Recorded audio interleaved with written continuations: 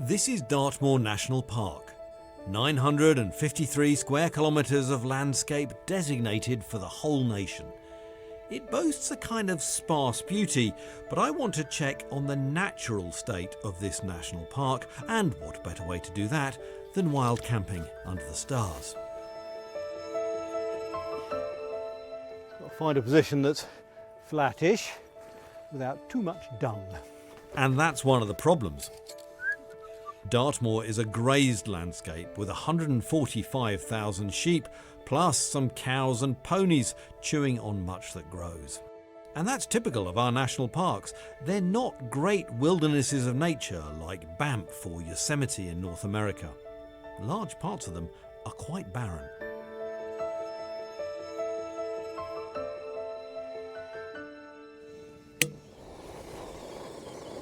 Not quite the glorious morning I was hoping for.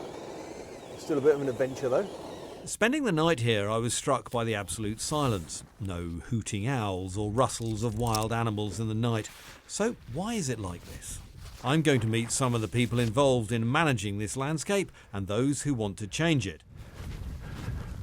Our national parks are in a pretty shocking state for nature.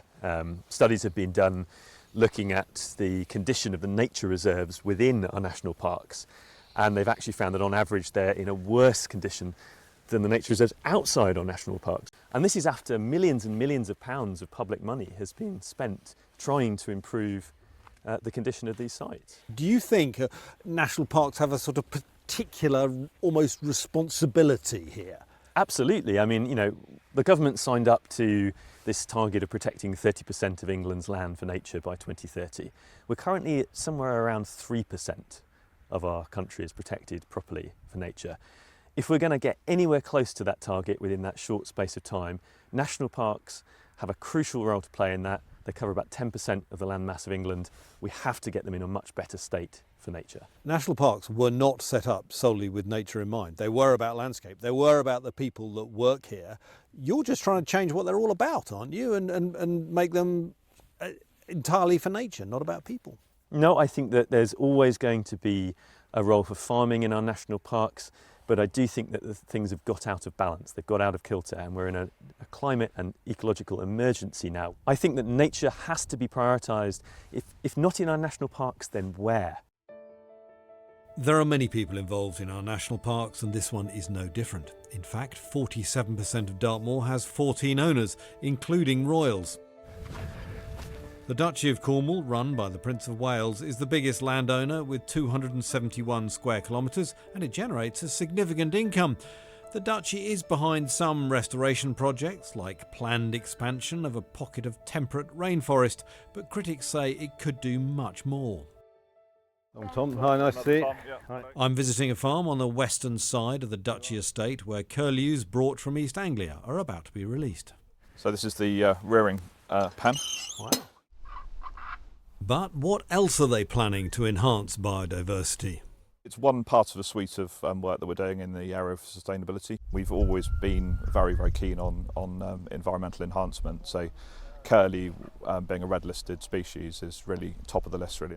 The Duchy have been in control of this land for quite a long time, and you've seen some wildlife declines in that period. How come?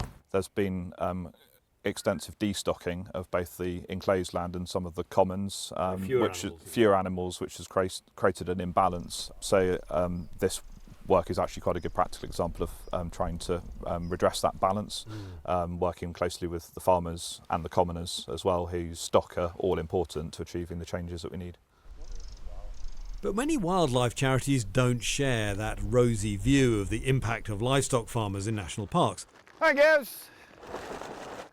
Neil Cole's herd graze the land where the curlews will be released. Hey, settle down, settle down. When it comes to Dartmoor and the nature of the place here, the wildlife, a lot of people think farmers are rather the villain of the piece. Is that fair? No, totally the opposite. I think it's very unfair. There are certain issues with farming in nature, but generally the population's got to be fed, but we look after our wildlife and we farm in tune with the wildlife. Over the last 40, 50 years there's been a lot of education in this country between the environment, food and farming. We would like to say here we farm in line with nature. We help nature where we can, but we also have to provide food. I think it's a human population problem is nature's biggest problem, not me solely as a farmer. The vexed question of how much grazing is right for Dartmoor is due to be answered by a government-backed report expected out this autumn. But even their own reports aren't always implemented. 4 years ago, the government commissioned an independent review to look at the future of our national parks. Amongst other things, it recommended that they should have a duty to enhance nature. That hasn't been taken up. I think if you talk to people within national parks, they feel quite disappointed that we haven't moved faster than we have on some of the proposals that we had in the Glover Review. Sarah Mukherjee was one of the report authors. We should have parks that are vibrant for people but vibrant for nature as well. That are special, that feel special and look special. And we suggested there should be a statutory responsibility or duty to support that nature, because if it's not happening here, where is it happening? People already view these as the crown jewels of British landscapes, of English landscapes as well. And there's a real opportunity to do something about, to really drive that biodiversity and nature conservation within national parks. At the moment, I think it's difficult to see where that's happening. Okay. Each national park is run by an authority with some control over planning, but little real power other than encouraging different groups to talk to each other. How popular is this place? Haytor alone, about 250,000 visitors per annum. Dartmoor, about 18 million. Kevin Bishop is Chief Executive of the Dartmoor National Park. Are you happy with the state of nature within your national park?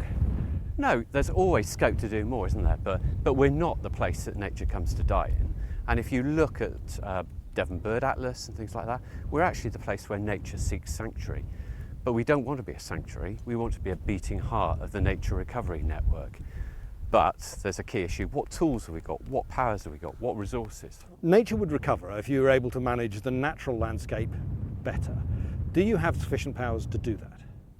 As a National Park Yes. Authority, no. We don't have those powers. We don't have the powers, we don't have the resources to do it at present. Now, the government could change our purposes, but without giving us the powers and without giving us the pounds, new purposes are in essence meaningless.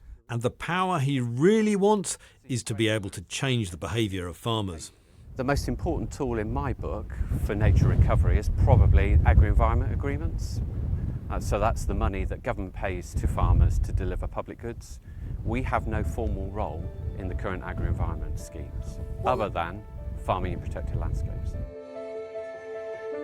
National parks then can't change significantly on their own. Their future rests on the powers we decide to give them. Tom Heap, Sky News, Dartmoor.